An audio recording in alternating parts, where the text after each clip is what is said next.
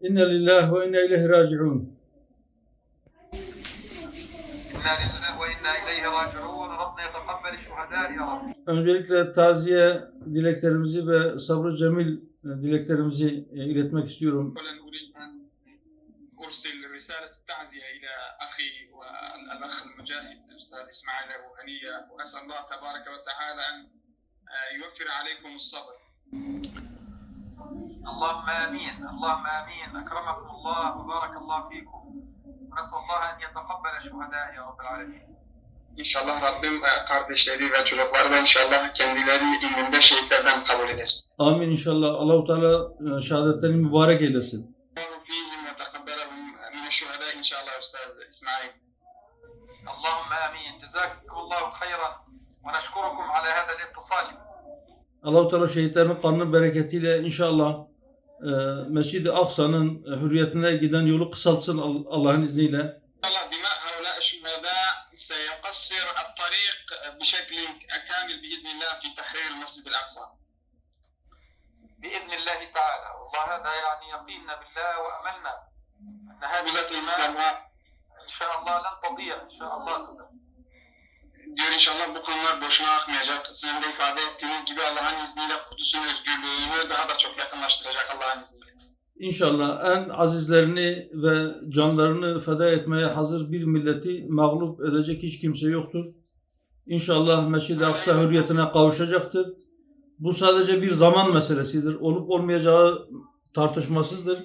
Onun olacağı kesindir. Sadece zaman meselesidir. İnşallah şehitlerin mübarek kanları bu zamanı kısaltacaktır. İnşallah o gün yani Mescid-i Aksa'nın hürriyetine kavuşacağı gün yakındır diye temenni ediyoruz.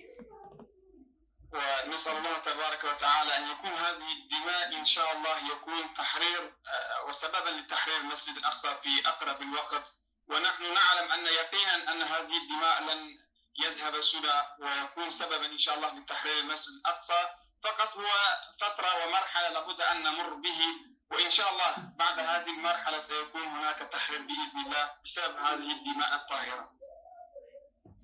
بإذن الله تعالى. بإذن الله. نسأل الله أن يجمعنا بكم إن شاء الله في الأقصى المحرر بإذن الله قريبا. İnşallah özgür Mescid-i Aksa'da Rabbim bizleri buluşturur. İnşallah. ونشكركم على هذا الاتصال الكريم. Bu telefon açmanızdan ötürü de size çok teşekkür ediyorum. Allah-u Teala sabrı cemil ihsan eylesin. Şehadetlerini mübarek eylesin. Derecelerini âli eylesin. Allah-u Teala bu aziz şehitlerin kanının bereketiyle inşallah Mescid-i Aksa'nın hürriyetini yakınlaştırsın. Dünya gözüyle görmeyi bizlere de nasip eylesin inşallah.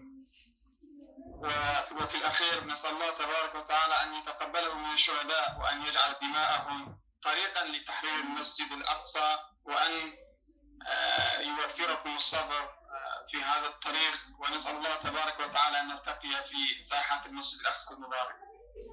آمين آمين. الله يبارك فيكم. خيرا إن شاء الله.